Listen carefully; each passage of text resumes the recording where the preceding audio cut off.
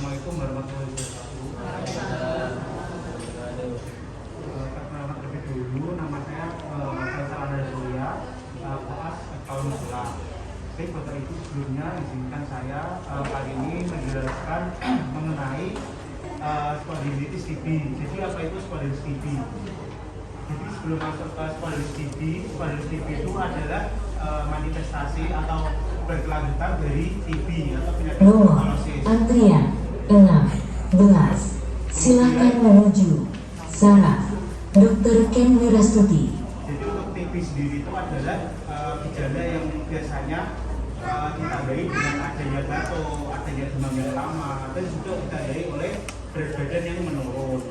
Jadi apabila TB itu terjadi akibat adanya suatu bakteri yang masuk ke dalam tubuh kita, yaitu terutama melalui napas ya Bapak Ibu, menularnya melalui napas, kemudian masuk ke dalam paru-paru. Nah, di dalam paru-paru ini nanti akan berlama di paru-paru dan bertahan beberapa minggu. Kemudian apabila ini masih berlanjut, bisa menyebar ke seluruh organ. Salah satunya adalah tulang belakang di sini Bapak Ibu. Nah, karena bakteri ini menyebarnya melalui darah atau kelenjar liver ya Bapak Ibu. Yaitu menyebar kemudian bisa sampai tulang belakang. Nah, apabila sampai tulang belakang nanti si bakteri tersebut akan menimbulkan suatu inflamasi atau menyebabkan bengkak dan adanya suatu nanah di Ibu. Nah, apabila terjadi, akan terjadi suatu spondylitis tuberkulosis. Nah, apabila sampai tulang belakang Bapak Ibu nanti akan beberapa timbul gejala itu sangat nyeri sekali karena di tulang belakang sini itu banyak sekali saraf-saraf dan juga dapat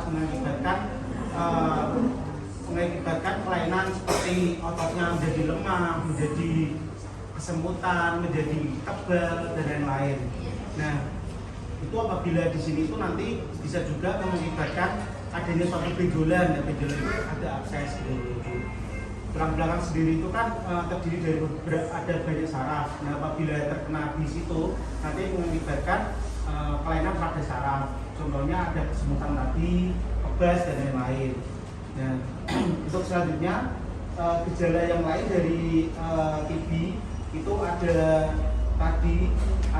nyeri, terutama itu nyeri sekali Bapak Ibu. Terus kemudian itu nanti si yang kena itu akan bungkuk seperti ini. Karena apa? Karena itu kan di tulang belakang itu kan ada bantalan sebenarnya seperti ini Bapak Ibu. Nah, apabila itu bakterinya di situ nanti akan mengikis atau adanya atau akses di dalam situ sehingga menjadi tertumpuk seperti ini dan akan ketekuk sehingga mengakibatkan suatu kifosis atau bungkuk ke depan seperti itu.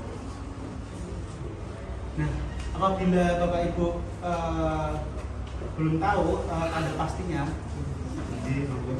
itu terlihat sekali di fisiknya, yaitu di sini itu ada benjolan. Kalau dipegang itu biasanya ada yang keras, ada yang abses atau ada yang lunak. Itu sangat nyeri dan menimbulkan banyak gejala yang lain. Nah, Bapak Ibu, gimana cara mengatasinya? Cara mengatasinya terutama yang pertama itu kan karena penyakit ini disebabkan oleh tuberkulosis atau bakteri TB, ya yang harus dilakukan adalah membunuh bakteri tersebut dengan apa? Dengan pengobatan TB, yaitu yang Bapak Ibu kenal pengobatannya itu sangat lama, sekitar 6-9 bulan. Itu obatnya juga banyak, mungkin seperti itu. Terus kemudian apabila obat itu tidak mempan atau masih belum bisa, nanti juga akan dilakukan pengobatan yang lebih lanjut seperti itu. Nah, tanda-tanda TB tadi Bapak Ibu sudah tahu atau belum? Belum. Jadi tanda-tanda TB itu kan ada beberapa ya yang sering terkena pada anak. Nah, yang pertama itu yang paling mencolok itu biasanya berat badannya itu langsung turun. Berat badan turun, terus batuknya itu lama sekali, lebih dari 2 minggu. Terus ada demamnya juga lama. Terus kemudian ada sejenis tes itu juga namanya tes mantap juga itu positif. Seperti itu. Yang paling mencolok adalah berat badan yang turun seperti itu. Nah, itu adalah ciri-ciri dan tanda terkena suatu bakteri TB ini yang dapat menyebar ke tulang belakang, dapat menyebar ke mana-mana organ lainnya seperti itu. Nah, apabila nomor antrian 18. silakan menuju saraf Dr. Ken Wirastuti. Apabila ibu sudah tahu gejala tersebut, TB, batuk, demam, berat badan turun, langsung aja datang ke tenaga kesehatan terdekat seperti itu. Nah, Bapak Ibu, apabila tadi yang saya katakan, obatnya itu tidak mempan dan penyakit sarafnya itu kan ada sangat jelas ya Bapak Ibu, seperti lemah seluruh tubuh, lemas, keringin atau kesemutan, terus ada rasa bebas. Nah, itu terus nyeri banget di sini. Nah, itu kan tanda-tanda pasti dari spondylitis TB. Nah, itu apabila diobati tidak bisa, yang dilakukan adalah kita akan tenaga kesehatan akan melakukan pembedahan. Itu ada indikasi pembedahan atau operasi gitu. Nah, ada beberapa sampai bisa kalau parah itu bisa sampai dioperasi. Nah, apabila dioperasi itu ketika apa Bu Ibu, indikasinya yang pertama ketika sudah terjadi defisit neurologi atau tadi rasa kesemutan, lemah, ototnya menjadi kecil, terus dia bisa kebas, tebal gitu. Itu yang pertama, itu indikasi operasi. Yang kedua, tulang belakangnya itu semakin membungkuk Bapak Ibu, itu kan ada kifosis atau membungkuk, dan juga ada benjolannya itu semakin besar. Dan yang ketiga, tidak membaik dengan obat tadi, obat TB.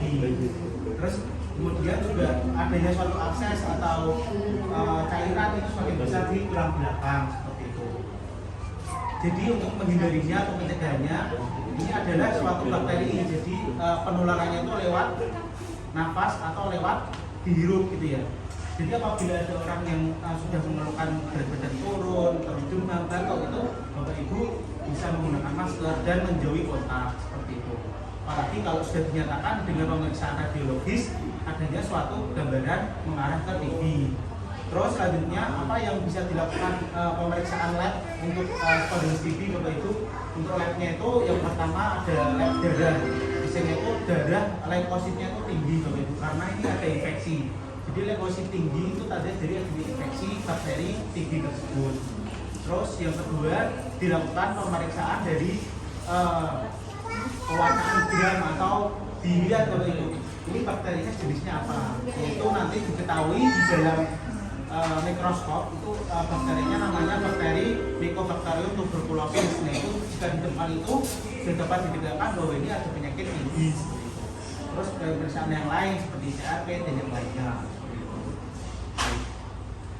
Bapak Ibu ada yang ingin ditanyakan? Mungkin itu ya.